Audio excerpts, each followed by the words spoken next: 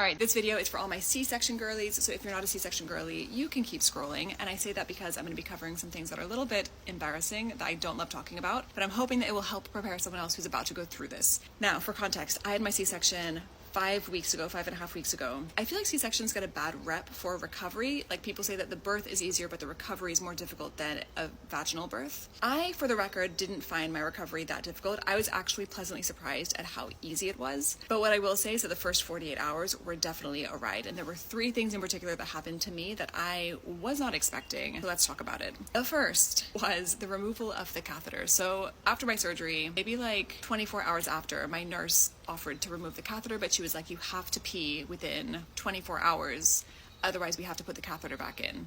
So I was like, on the clock, I was like, okay, I have to pee, let's do it. And her advice to me was drink a bunch of water. So she was bringing me like cups this size, 2 or 3 cups this size of water, and she'd say, when I come back, I want you to finish that water. So I was chugging the water.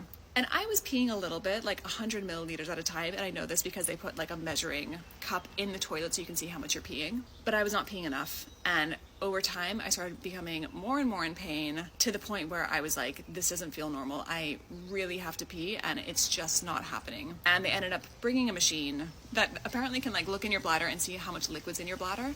And I had more liquid in my bladder than the machine could measure to tell you how much I had to pee. So unfortunately, they had to catheter me, which, yeah, it goes to show, sometimes listen to your body. I didn't think it was a good idea to keep drinking, but I was like, the nurse is telling me to do it, so I'm gonna do it. That was one thing that happened, which I think is uncommon, to be fair, so I don't want to scare anyone, but I just wish I hadn't gone so hard on the water despite the nurse's advice. So take it easy on the water. The second thing and the third thing are kind of related. I got a pain in my shoulder. I think it was in my right shoulder. It was mostly on one side. It just didn't feel good. It wasn't like a physical pain. It felt more like an ache, but it just felt super uncomfortable. When I Googled it later, I found that this is quite a common symptom after C-sections. I think it's like trapped gas or something. And basically I was told, again, this is for the C-section girlies, I was told you have to pass gas for this pain to go away. Which brings me on to my third point. Following my C-section, I woke up in the middle of the night with like the worst cramps of my life. And at first I thought it was my uterus. I was like, is this my uterus shrinking? Like, what's going on? Nope, it was gas. I had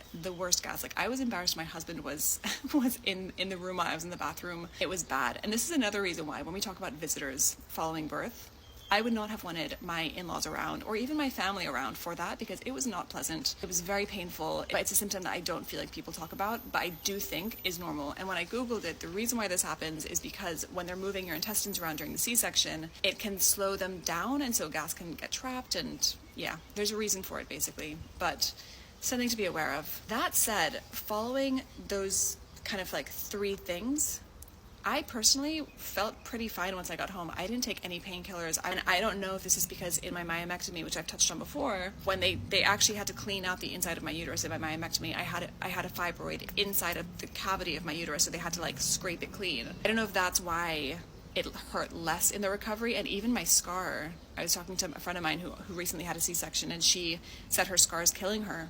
My scar hasn't hurt at all, but I wonder if it's because I had one there before. And so, yeah, I don't know. But yeah, the recovery once I got home was totally fine. It was just in the hospital that it was the most painful. And I did not even know that these things could happen or were normal. Having done some Googling, they do seem normal. It wasn't as bad as I expected it to be in terms of like I thought I'd need like 2 weeks at home in bed. I didn't think I'd be able to carry my baby. None of that was true. I hope that helps. Let me know if you have any questions. And I hope someone else relates to this, because it is a little bit embarrassing sharing this online, but I do hope it helps someone.